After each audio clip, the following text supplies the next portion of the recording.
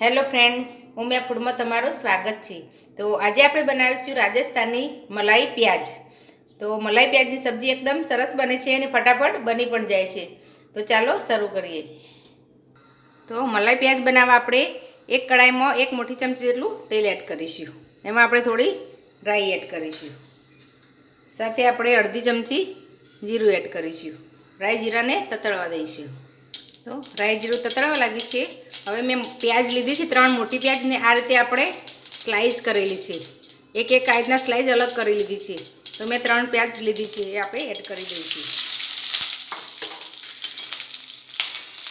હવે થોડી વાર સાતળી લઈશું પ્યાજને। આ રીતે ચલાવતા જઈએ અને થોડી ગોલ્ડન જેવી થાય એવી આપણે પ્યાજને સાતળી લઈશું। તો 2 મિનિટ જેવું મેં મીડિયમ ટુ સ્લો ગેસ પર કૂક કરી છે, એટલે સરસ આપણા પ્યાજ કૂક થઈ ગઈ છે અને કલર પણ થોડો ચેન્જ થઈ ગયો છે। હવે એમાં આપણે મસાલા કરીશું। તો 5 ચમચી જેટલી આપણે હળદર એડ કરીશું। તીખાશ પ્રમાણે 1 ચમચી જેટલું લાલ મરચું પાવડર એડ કરીશું। કલર માટે આપણે કાશ્મીરી લાલ મરચું પાવડર અડધી ચમચી જેટલું એડ કરીશું।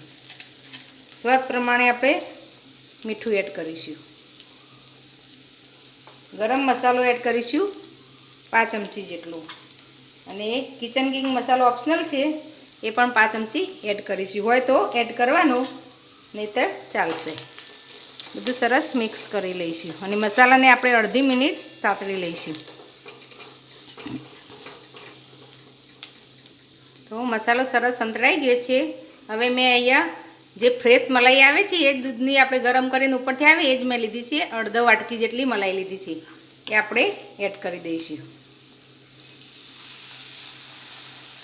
સરસ મિક્સ કરી લઈશું।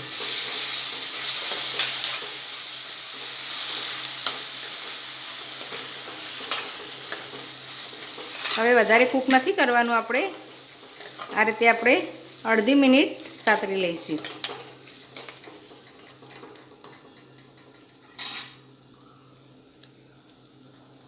તો 2 મિનિટ થઈ ગઈ છે।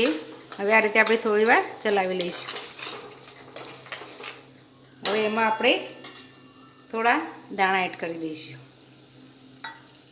તો એકદમ ફટાફટ આ સબ્જી બનીને તૈયાર થઈ જાય છે। તો આપણી સબ્જી બનીને તૈયાર છે।